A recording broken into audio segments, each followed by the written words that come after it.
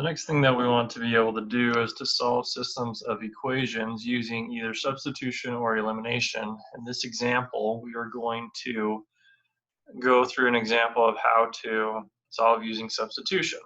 Now, before we do the algebra behind it, solving a system of equations is really trying to figure out where do two or three or multiple functions cross. So in this case, we have two different functions. We've got a circle and we've got a linear equation. And if we look, we've got two places, one in this upper left quadrant and one in this lower right quadrant, where those two graphs are crossing.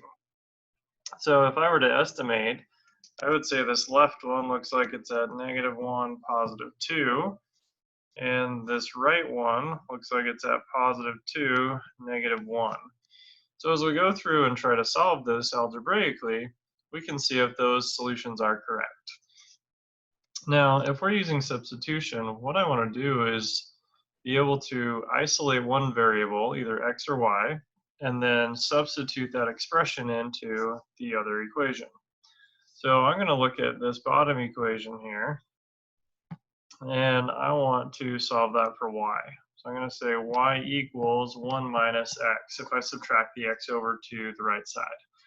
And I'm going to take that equation or that expression and substitute it in for the y value right here. In doing that, I'm going to get the equation x squared plus, and in the place of the y, I'm going to put a 1 minus x, but still being squared because the y was being squared, equals 5. So if I multiply this out, this is really x squared plus a 1 minus x times another 1 minus x is equal to 5, which would give me x squared plus, if I distribute the 1 in, I get another 1 minus x. If I distribute the negative x, I get negative x plus x squared, and still equals 5. So now if I combine like terms, x squared plus x squared is 2x squared. A negative x and a negative x is a negative 2x. And then if I take the 1 and subtract the 5 over, I get a minus 4 equals 0. Now I notice that each of those can be divided by 2, so I'm going to divide by 2, and I get x squared minus x minus 2 equals 0. Now, looking at this, we can factor, because we've got factors of -2 that can add to -1. I could say x minus 2 and x plus 1 are those factors. And set each of those equal to 0. End up getting x is equal to 2 and x is equal to -1.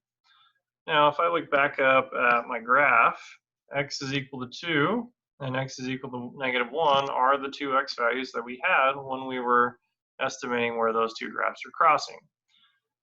Now we need to figure out how do we get the y values based on the two x's that we had.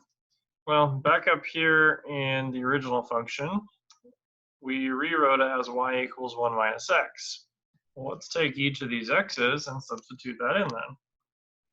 So if y equals 1 minus x, we're going to do two values. If x is equal to 2, that means y is equal to 1 minus 2, so y is equal to -1.